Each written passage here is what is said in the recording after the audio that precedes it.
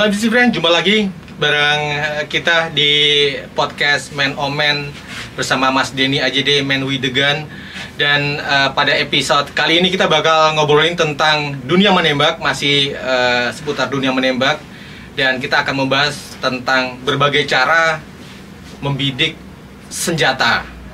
Mungkin di antara kalian masih bingung bagaimana cara membidik sasaran yang tepat. Kita bakal ngobrol-ngobrol dengan Mas Denny AJD. Apa kabar Mas?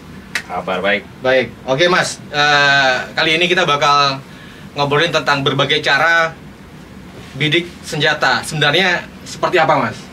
Oke, kita fokus ke handgun dulu. Oke. Ya. Jadi saya nggak bawa rifle gitu, saya baru bawa handgun, unit airsoft sebagai media untuk membidik demi keamanan. Jadi nggak ada senpi, kita juga di tempat bukan di lapangan tembak ya. Jadi yang penting adalah kita harus tahu peruntukan apa dulu, karena ada banyak banget macamnya. Tapi yang pasti kita bagi dua nih, untuk olahraga tembak tepat atau untuk bela diri. Atau bela diri bisa disamakan juga nanti untuk yang nomor IPSC, itu sama aja. Oke, jadi ada yang tembak presisi, ada yang tembak target kata lainnya, sama tembak reaksi atau bela diri. Oke, jadi nanti itu beda fungsi sama sekali itu. Jadi untuk berdirinya menembak tepat dengan atau tembak target itu hampir nggak bisa digunakan untuk bela diri. Oke, berarti posisi tubuh dan cara-caranya teknik dasarnya berbeda ya? Beda banget. Oke, gitu. Kita jelasin dari mana dulu nih Mas? Oke, kita mulai dari tembak target atau tembak sasaran presisi ya? kita dengan menggunakan handgun. Oke, berarti saya posisinya boleh di sini, nyamping. Jadi kita anggap down range di sana. Ya. Oke, ini ada handgun yang sudah disediakan. Untuk kayaknya putar balik deh. Putar balik. Oke. Jadi kita sekarang yang buat tembak target ya, atau tembak presisi. Jadi tembak presisi itu pertama pistolnya tidak seperti ini sih. Dia wujudnya agak aneh. Jadi biasa ada yang kaliber 22 gitu ya. Jadi nanti ada tembak presisi yang 10 meter, ada yang 25, bahkan ada yang 50, ada juga yang rapid fire 25 meter. Jadi sasarannya berjalan atau sasarannya stays ada 4 atau 5 sasaran. Oke, berarti kayak tembak reaksi cepat gitu ya? Iya. Oke. Nah, kalau untuk yang tembak presisi, posisinya kayak gini, kita nyamping. Satu tangan, tangan kiri di kantong, harus masukkan kantong celana. Nah, sekali lagi ini tangan kanan extend. Terus yang agak unik kalau nembak presisi seperti ini, badan agak di belakangin mundur sedikit. Ke belakang ya? Iya. Oke. Berapa derajat? Tergantung. Masing-masing petembak tuh punya seleranya sendiri ya. Yang penting posisi yang senyaman gitu ya. Jadi kayak counterbalance antara senjata dan badannya dia. Oke, buat nyari keseimbangan yang pas ya. Posisi resting gini. Jadi angkat, habis nembak, turunin lagi. Berapa derajat tuh Mas? Kira-kira tingkat kemiringan sehingga sejajar dengan jangan sampai mengarah ke kaki aja sih. Oke. Oke. Jadi misalnya saya coba hammernya saya kokang ya. Dari bawah kita sudah mata sudah sejajarkan visir belakang dengan visir depan. Oke. Terus kita naikkan sasaran. Nah, ini ada dua macam nih. Ada yang dari bawah sudah jarinya masuk. Maksudnya kayak gini nih. Ada juga yang baru bidik, kemudian jarinya baru masuk trigger. Oke. Jadi misalnya yang umum seperti apa Mas? Yang umum udah masuk duluan. Udah masuk duluan ya. Nah, makanya ini beda banget dengan yang bela diri kan. Bener. Yang kita anti banget jarinya masuk ke trigger housing. Yakin banget untuk nembak baru masuk gitu jarinya kan. Dari bawah, jari coba masuk.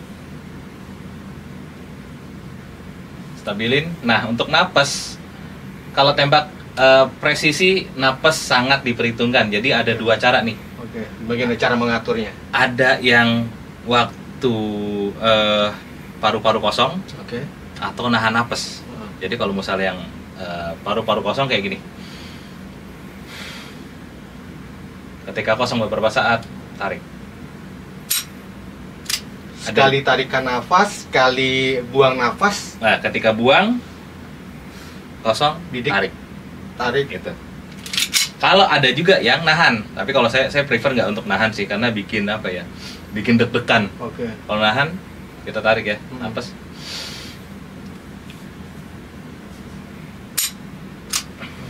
Oke, baru lepas. Kalau ini bikin Apa ya? cepet capek. Oh gitu. Gitu, saya lebih relax kalau tadi posisi justru nggak ada oksigen di paru-paru.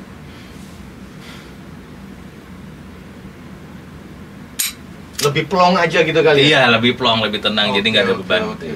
Jadi, tapi kembali lagi tergantung selera, tergantung kenanya yang mana, paru-paru kosong atau paru-paru terisi. Oke. Gitu. Tapi kembali lagi seperti ini nggak kepake untuk bela diri, nggak mungkin. Lagi bela diri kita butuh bukan hanya akurat, tapi kita butuh speed juga. Oke.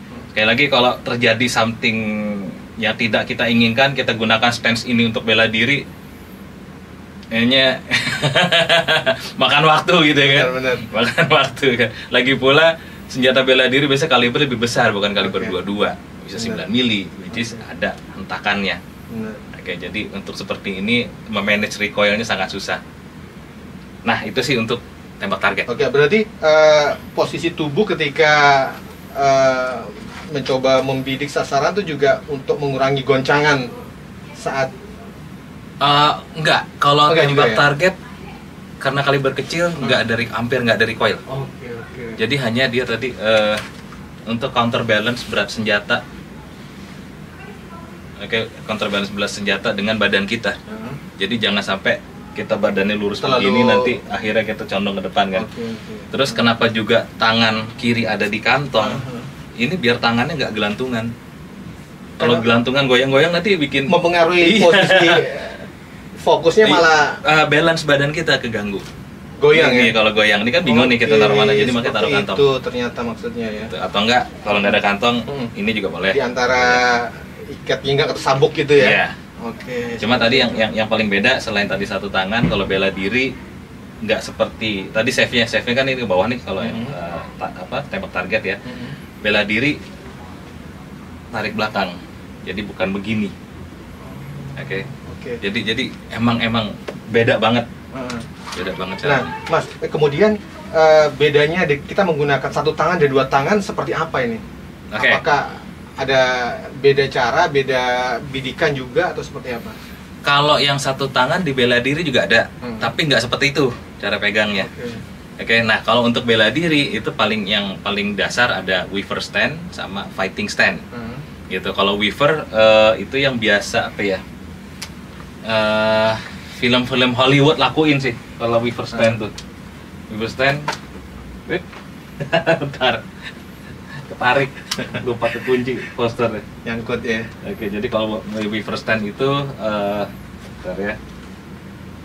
Ini bisa diedit dikit, biar cepet. Tarik, boleh majuin sedikit. Mundur ke deketan ke Mas Denny ya, Pak. Nah, gitu. Oke. Nah, kalau weaver stand, standby position.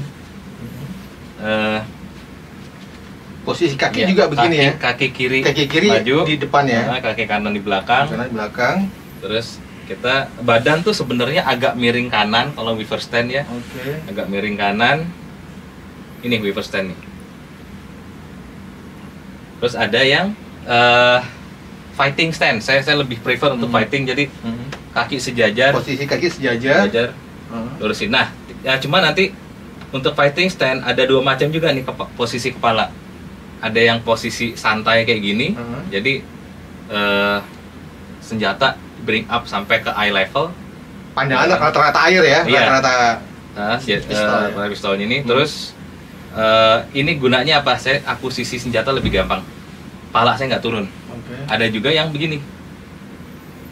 sejajar dada gitu. Iya, jadi diturunin pala turun, senjata naik. Oke. Agak sedikit membungkuk ya. Kalau saya nggak prefer, saya lebih ke fighting stand yang lebih santai sih. Lebih santai ya. Gitu. Jadi tetap eye level, senjatanya justru yang diangkat, ketimbang angkat senjata turunin kepala. Itu 2 kali kerja itu istilahnya kan. Bener-bener. Jadi harus ketemu di tengah nih, naikin, kadang-kadang naikinnya juga ada kelebihan, turunnya juga kelebihan. Kayak lagi saya prefer untuk bring up the sight, the line of sight di mata. Oke. Nah, mungkin saya bisa contohin ke depan. Lagi kosong ya, jadi terpaksa nggak ada orang di belakang kamera. etikanya seperti itu. Jadi kalau misalnya yang weaver ya, saya lihat dari sini, saya arah ke kamera ya, izin weaver. Nah, weaver ini badan tuh agak miring. Jadi tangan kiri tuh agak nekuk. Tangan kiri nekuk. Ini yang biasa di film-film Hollywood lakuin. Jadi tangannya ada lagi yang bisa sampai frontal begini nih. Jadi benar-benar miring badan. Nah, yang weaver stand menurut saya pribadi udah agak obsolete. Udah agak ketinggalan zaman. Karena apa? Kalau dibandingin dengan yang fighting stand, kita frontal ke lawan seperti ini tadi kan. Ini fighting stand. Tangan sejajar semuanya. Tapi jangan sampai lurus banget gitu. Lurus banget nanti. Kenapa jangan sampai lurus banget? Karena recoil senjata 9 mili kalau kita lurus banget nanti hentakan sampai ke bahu. Oh gitu. Jadi kita pengen break. Ketika break di sikut, hentakan tertahan di sini. Bisa menopang itu ya? Iya, jadi nggak sampai ngedorong bahu. Bedanya dengan tadi yang weaver seperti ini kan badan nyamping nih. Nah sekarang kalau kita emang lagi posisi atau keadaan tempur, biasanya kan udah pakai rompi anti peluru ini. Kalau pakai weaver stand, kita miring seperti ini, rompi anti peluru kan nggak nutupin semuanya. Oh, ada bagian yang bagian net expose. Bagian sini nih, armpit sini kan. Ketika nembaknya begini, lawan nembak masuk ke sini, percuma. Gitu. Tapi kalau tadi dengan fighting stance, kalau tembak ya wes sini yang kena. Lebih terlindungi ya? Masih safe. Gitu. Jadi plus juga yang weaver karena badan ada miring, ketika target ada di kiri, terbatas. Jadi dia lebih enak ke kanan, gitu kan? Lebih luas ke kanan. Tapi ketika target ada di kiri nggak bisa. Ruang geraknya malah lebih sempit ya? Iya, terbatas. Tapi sekali lagi standing, fighting, kiri bisa. Kanan bisa. Lebih fleksibel ya? Lebih fleksibel. Sampai sini ada pertanyaan Mas Ari? Kalau kita berada pada lokasi atau medan yang berbeda, misalkan menanjak atau menurun, posisi tubuh kan juga harus menyesuaikan dengan posisi medan sekitar, lokasi sekitar. Itu seperti apa ya? Mungkin dengan cara saat menunduk seperti itu ada posisi juga harus tiarap gitu maksudnya. Seperti apa itu cara yang benar? Tiarap udah beda lagi. Udah beda lagi. Emang ada beberapa cara, bahkan kita bisa nembak dengan bukaan di lantai hanya setinggi 5 cm gitu ya. Itu kita bisa menembak melalui itu juga. Jadi lubang gitu. Misalnya lubang kecil atau lubang yang datar atau mungkin kolong meja atau apa gitu kan. Ini nggak kelihatan sih di kamera. Jadi benar-benar kita harus turun banget. Kita nembak nanti palanya miring. Seperti yang di film-film, di gambarnya film-film dengan sudut yang sulit, tapi mereka kayaknya bisa gitu dengan gerakan. Justru gak ada di film. Gak ada ya? Gak ada di film. Jadi kita yang terbiasa latihan combat seperti itu, close combat ya, close CQB, close quarter battle, kita tuh ibaratnya emang terlatih untuk bisa nembak dari lubang apapun gitu kan, yang kecil kayak yang sempit segala macam. Berbagai angle ya. Berbagai angle. Jadi makanya pernah John Wick kedua kalau nggak salah ya saya nonton. Jadi saya fans banget tuh film John Wick. Tapi ada satu adegan di mana yang agak kurang, tidak masuk akal. Bukan, sayang aja gitu. Jadi John Wick tembak-tembakan dengan lawan yang dengan posisi ngumpet di balik mobil gitu kan. Tapi yang mereka tembak-tembakan dengan nunduk-nunduk gitu kan. Bener, Kalau ibaratnya John Wick lawan Kopassus, John Wicknya udah mati. Seperti apa? Salah di teknik atau seperti apa? Teknik dasarnya. Kopassus terutama Gultor itu nggak bisa ngeliat kolong mobil. langsung turun sikat kaki. Oh, jadi memanfaatkan celah yang ada ya. Kaki kena jatuh, udah jatuh sikat lagi. Oh, seperti itu. Jadi ibaratnya oke, nih John Wick kenapa Pak lawan Kopassus habis. Gitu. Seperti Jadi kalau di mobil kita cari kolong bukan ngumpet gitu enggak. Justru memanfaatkan bagian bawah mobil, Iya. kolong mobil yang buat jadi sasaran tembak ya. Iya, untuk sikat ankle-nya udah. Oke. Itu aja. Jadi ya itu dia. Sayang ya, jadi film udah keren gitu tapi masih ada yang ompong-ompongnya gitu lah Seperti istilahnya. itu ya. Gitu. Oke, Mas, dari berbagai cara yang Mas Denny praktekkan tadi, kira-kira yang lebih umum atau mungkin yang familiarnya seperti apa gitu sih? Mungkin ya tergantung lagi dengan kenyamanan si penembak itu gitu kan. Iya. Tapi yang biasa yang ideal atau yang lebih banyak diterapkan seperti apa? Oke, jadi tadi kan yang ada Weaver sama fighting stance ya. Terus yang belum kita bahas sebenarnya yang bagi orang awam tuh cara pegangnya sebenarnya. Tadi kan dasar stance-nya seperti kita itu. ya. Oke. Jadi kalau cara pegangnya, Hmm. izin posisi agak maju dikit. Untuk dua tangan pasti kita pegang tuh setinggi mungkin dengan tailnya ini. Oke, jadi jangan pernah genggam senjata dengan posisi seperti ini. Karena apa? Hentakan atau recoil atau muzzle flip bakal seperti ini nanti. Oke. Akan ke atas ya. Iya, jadi kita pengen setinggi banget, setinggi mungkin kita genggam senjata sampai seperti senjatanya kayak kita makan gitu kan dengan tangan kan.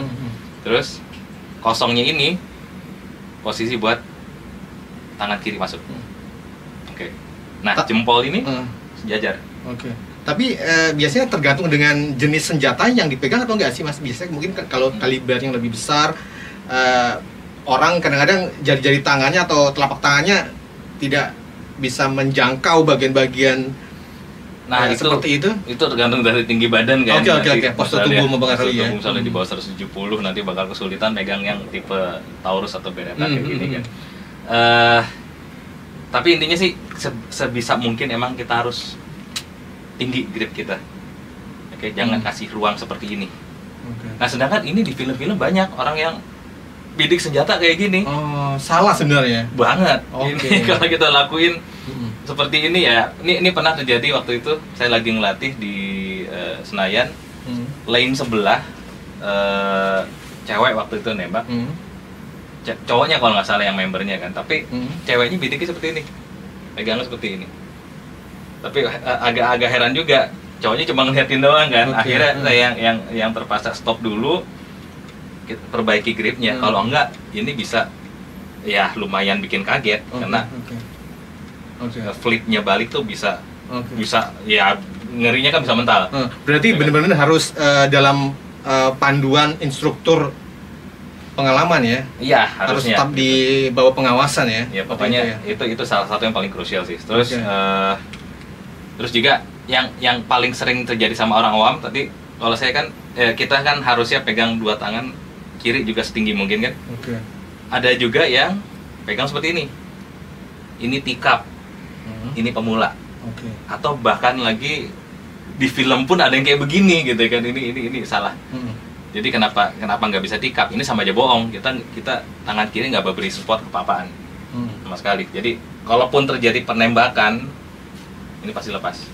Tapi kalau tadi dengan posisi kiri seperti ini stick terus nih, nempel terus. Nah, lebih keras mana genggamannya? Jadi gini, kanan itu lebih santai, kiri yang lebih agresif justru. Kenapa kanannya santai? Karena kanan nanti buat akses trigger, kita triggernya nggak boleh sampai getar. Kalau tangan kanan kita kenceng, trigger kita bakal gini. Tremor ya? Masih tremor. Jadi tangan kanan agak relax, kirinya yang lebih keras. Jadi tangan kanan kita klik jadi gampang. Sebagai penyeimbang ya? Nah, kliknya jadi halus. Oke, kita nggak mau yang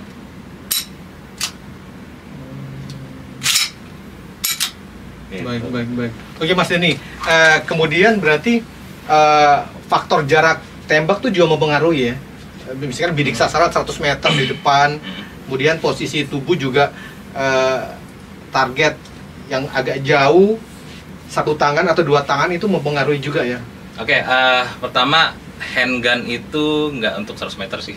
Oh gitu, oke. Bisa aja kalau udah jago banget gitu ya. Paling jarak efektif sebenarnya hanya 50. 50 maksimal ya? Efektifnya. Jarak efektif. Okay. Jarak maksimal itu kalau kita tembak 45 derajat itu bisa 1 kilo. Oke. Gitu. Jadi beda jarak maksimum sama jarak efektif. Oke. Gitu. Jadi 100 meter udah nggak dianggap efektif karena pelurunya udah rada turun sedikit. Jadi istilahnya udah bullet drop gitu ya. 250 meter udah lebih turun lagi. Tapi kembali lagi, dia tetap flightnya masih agak panjang, jadi 1 kilo pun masih bisa diraih.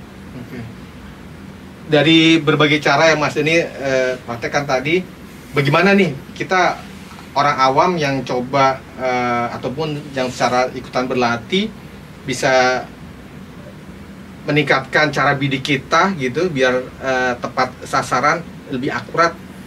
Step-step apa sih seperti yang Mas ini jelaskan?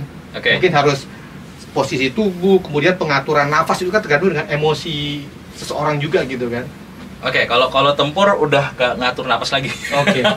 Jadi penting, anytime kita sikat. Jadi kita nggak sempat yang udah nggak bisa. Kelamaan. Jadi kalau misalnya tempur IPSC, dua hal sekali lagi, speed dan akurasi. Tapi kalau tembak presisi, yang penting adalah akurasi. Seperti yang tadi Mas ini bilang, ketika target bergerak, nah itu seperti apa kontrol sih? Orang harus tetap fokus. Papan bidiknya bergerak seperti itu. Jadi kalau sekarang ada yang namanya 25 meter rapid fire. Jadi ada beberapa sasaran, dia nembaknya adalah dari kiri dari kiri ke kanan atau kanan ke kiri, satu tangan bang, turunin lagi. Itu udah masuk ke cabang olimpik. Gitu. Tapi saya nggak ngedalami itu ya, saya lebih ke combatnya kan jatuhnya. Terus untuk napas, ya kayaknya satu tarikan napas untuk 5 sasaran. Gitu. Jadi tadi tangan di sini. Bang, hanya berapa detik, sasaran langsung tutup lagi. Jadi jangan sampai kita telat. Itu juga ada timernya. Kalau yang tadi rapid firing gitu. Tapi kalau misalnya yang IPSC, biasanya ya kita tuh nggak diem. IPSC kita lari, nanti tiarap, nanti apa segala macam kan, nembak dari balik jendela, dari pintu gitu kan. Jadi lebih IPSC itu lebih dinamis sih jatuhnya. Oke Mas, kemudian tentang pistol ataupun senapan senjata yang menggunakan visir itu sebenarnya kalau dengan visir udah otomatis lebih akurat gitu atau seperti apa ya? Visir pasti ada gitu kan, nggak mungkin ada senjata nggak ada visir. Kalau pakai ketapel baru nggak ada visir. Jadi perbedaan gini, visir besi atau iron apa? Ya pokoknya visir besi dan yang pakai optik. Iron sight, iron sight atau yang pakai optik. Kalau pakai optik jadi kayak ada red dot sight-nya lagi di belakangnya. Dia ada attachment di sini, ada kaca, nanti ada titik merah. Itu optik. Berarti kayak semacam infrared. Bukan ya? Sebenarnya tidak terlihat. Hanya LED kecil gitu. Itu yang udah menjamin tepat sasaran itu ya? Atau bisa melenceng juga? Lebih presisi aja sih. Lebih presisi. Jadi kita apa yang kita lihat dan terdapat titik merah itu pasti kena gitu aja. Tapi kembali lagi tergantung dari triggernya. Gitu. Oh ya sama ini kelupaan Mas Ari. Jadi tembak satu tangan tetap bisa berlaku di bela diri tapi beda stance. Seperti apa? Sekarang ini. Kalau satu tangan bela diri dia posisi juga fighting contohnya. Ke depannya seperti biasa. Tangan kiri stays di dada. Ini dua fungsi nih. Stays di dada, jadi supaya kalau kita kasih press di sininya tangan kiri, tangan kanan itu jadi lebih fokus. Seperti secara itu, teori gitu. Jadi berdasarkan ada instruktur penembak namanya Mas Ayub. Tapi ada juga yang berpendapat kalau misalnya kita lakuin penembakan dengan satu tangan itu karena tangan kirinya terluka. Gitu. Jadi buat ngepres atau stop bleeding kita. Gitu. Jadi dua fungsi. Nah, cara bidik pun, izin saya ngadap ke kamera, sekali lagi kosong. Saya ngadap ke kamera. Bidik senjata pun nggak seperti ini. jadi justru agak sedikit miring. Oh, kenapa tuh Mas? Naturalnya seperti itu. Oke. Jadi bukan yang, nah ini nggak natural justru. Jadi kita cari agak miring Jadi dikit. agak sedikit miring berapa derajat gitu ya? Iya. Oh. Dan ini tadi. Oke, terus juga posisi standby, sekali lagi tadi sempat ke skip. Yang fighting standby kita adalah seperti ini. Oke, jadi bukan begini ya. Bukan begini, Oke. bukan begini. Oh. Sekali lagi kita bahas ini kebutuhan film. Aha. Film-film biar masuk frame doang. Jadi adalah seperti ini. Ini udah mengarah ke target, udah siap. Jadi bahkan ada beberapa yang teknik yang ketika terjadi kontak, dia udah nembak dari sini, udah beng sampai dimajuin. Oke, demi supaya balik lagi, ini kan demi keselamatan diri sendiri kan. Benar. Atau emang yang paling standar dari sini standby, kita bidik baru tembak. Oke, tapi sekali lagi ini posisi standby, bidiknya. Nah, ketika bawa senjata sampai ke depan sini, kita bring up the gun, itu lihat nih, ini paralel terus. Oke, ini sejajar terus dia, bukan kayak gini. Oh, berarti nggak bisa ke atas. Iya, nggak bertapak dulu. Benar. Harus sejajar tetap posisi ke depan ya. Iya, jadi ini pertama safety juga, jadi nggak ada sempat laras itu ngadep ke atas. Benar. Oke, terus on target, nggak begini juga. Oke, sekali lagi. Jadi ada saatnya kalau kita ada selongsong, kita taruh selongsong di sini, kita majuin, selongsongnya nggak jatuh. Itu cara latihannya. Jadi kalau gini udah pasti jatuh selongsongnya. Benar. Gitu kan. Terus kalau dari holster, kita dari holster, izin ke depan lagi, narik senjata pun tangan kiri harus diperhatiin. Seperti apa itu? Jadi tadi kan mungkin saya berdiri pun kayak saya tangan suka di sini nih, gitu kan. Jadi ketika narik senjata, yang kita lakukan gini. Ini step pertama. Oke. Kenapa taruh di sini? Bukan kena, ada maling kita kaget, bukan. Enggak. Bukan. Ada maksudnya ya? Ada maksudnya. Kita taruh sini, kita tarik, tangan kiri nyambut. Oh, seperti Oke, itu. kalau dari samping ini. Oke. Samping kanan. Oke, kenapa harus ada ini? Karena kita harus ada, sekali lagi ada dudukan buat tangan kiri, jangan sampai, tahu nggak?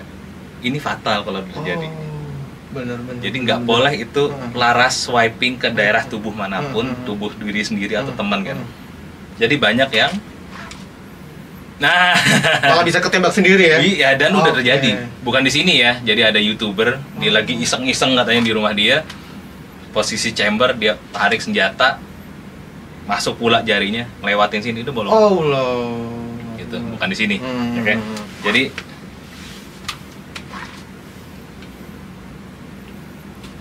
Oke. Seperti itu.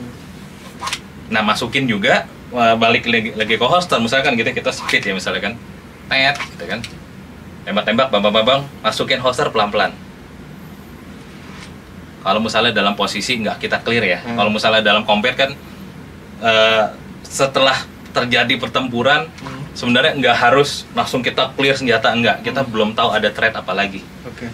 Gitu ya. Tapi kalau misalnya pertandingan, IPSC segala macam, tembak, bang, sasaran habis, oke, magazine keluarin, kosongkan senjata, cek ulang chamber, So clear. baru. Oke.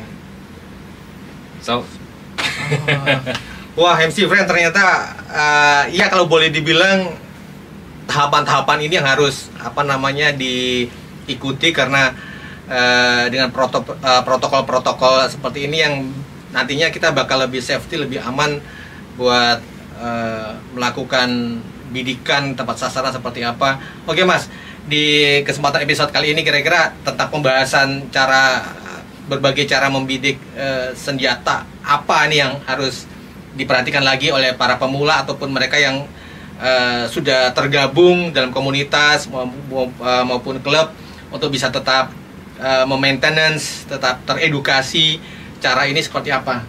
Oke, jadi tetap walaupun tadi ada kisi-kisi cara nembak bidik atau stand segala macam, atau mungkin bisa cari di YouTube dan kawan-kawan gitu kan, atau dan lain-lain. Ini sebenarnya masih terbatas dengan sebuah perkenalan. Oke. Masih ilmu gratis gitu kan. Jadi kalau misalnya emang lebih dalam lagi, harus tetap latihan di lapangan tembak, karena bawa instruktur profesional tentunya, kayak bimbingan ya. Karena tetap yang namanya dunia menembak, dunia seperti ini kan ada sesuatu yang masih dirahasiakan. Bener. Oke, jadi saya belum kasih tahu semuanya. Bener. Oke, jadi masing-masing instruktur punya metode sendiri, punya tata cara sendiri, punya rahasia masing-masing, punya resep khusus biar handle recoil seperti apa gitu. Nah, ini nggak bakal didapat di video YouTube manapun. Mau bule, mau segala macam, tetap ada sesuatu yang masih dikip. Rahasia.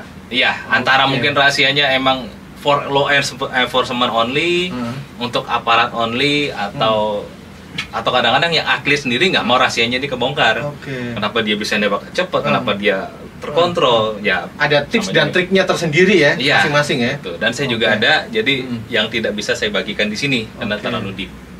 Gitu. Seperti itu. Oke, MC Friend, nggak berasa kita udah sampai di penghujung acara untuk episode podcast Dunia Menembak kali ini. Kita bakal ngobrolin lagi tentang topik-topik selanjutnya.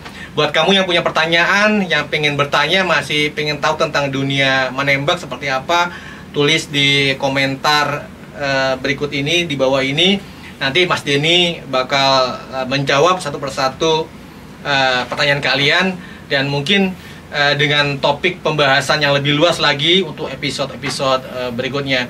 Oke, akhirnya saya Ari pamit dulu di Man Omen episode kali ini bersama Mas Denny AJD. Kita bakal ketemu lagi di Dunia Menembak episode berikutnya. Bye-bye.